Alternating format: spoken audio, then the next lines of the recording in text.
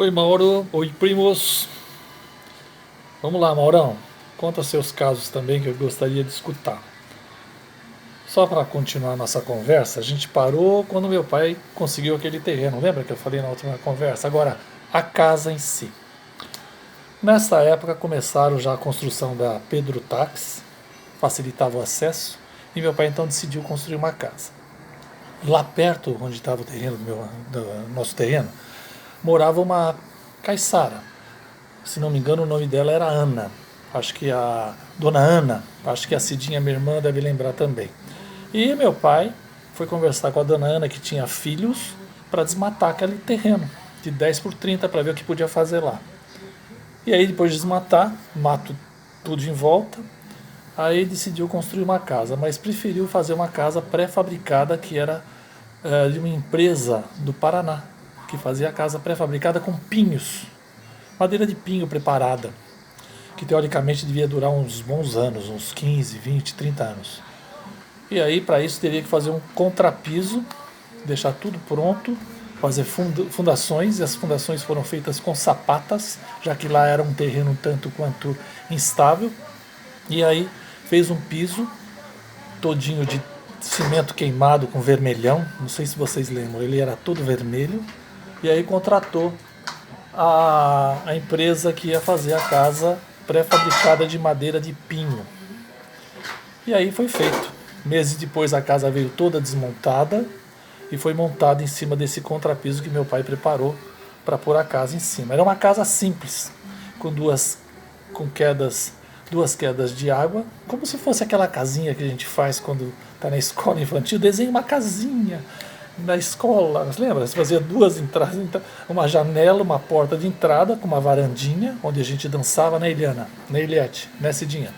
E entrando pela porta da frente, que tinha uma janela à direita, quem vê de frente, entrava numa sala, que era parte do cômodo maior da casa, uma sala que tinha na parede lateral à direita, de quem vê de frente, uma janela e duas mesas encostadas na parede de armar. Lembra que ela descia?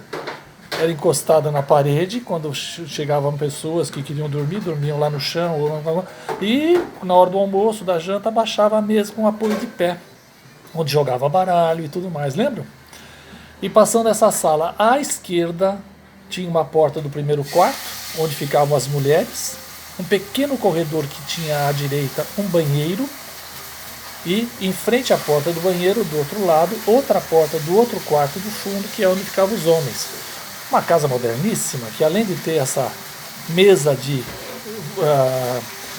mesa rebatível, os quartos tinham armários embutidos. E essa história é interessante de deixar guardada, porque tem um acontecimento com o Luiz que nós vamos conversar mais para frente. Bom, passado essas duas portas de entrada, à direita do banheiro e à esquerda do quarto dos fundos, que eram dos homens, você chegava na cozinha, que tinha ao fundo uma pia, uma janela e 2 degraus para descer no fundo do terreno.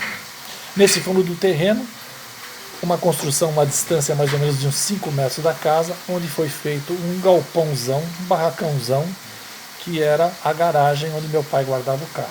E que lá mais na frente a gente colocou em cima de dois cavaletes uma porta antiga e servia de mesa para quando a gente estava lá, o grupo todo, a mulherada e as crianças sentarem e almoçarem nesses dias que a gente ficava em Mongaguá. Então esta era a casa como meu pai idealizou e fez. Não esquecer que entre a casa e o galpãozão lá atrás, onde foi feita a mesa, tinha uma torre à esquerda, uma torre com a caixa d'água lá em cima. Lembra?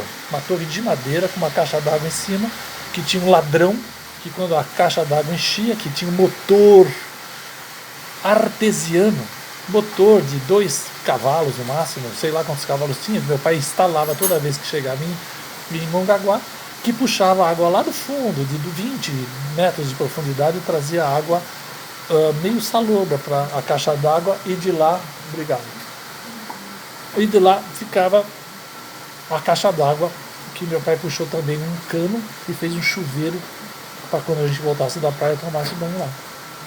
Essa era a casa inicial, com luz elétrica, água encanada, água quente com chuveiro lá no banheiro. É uma casa moderna.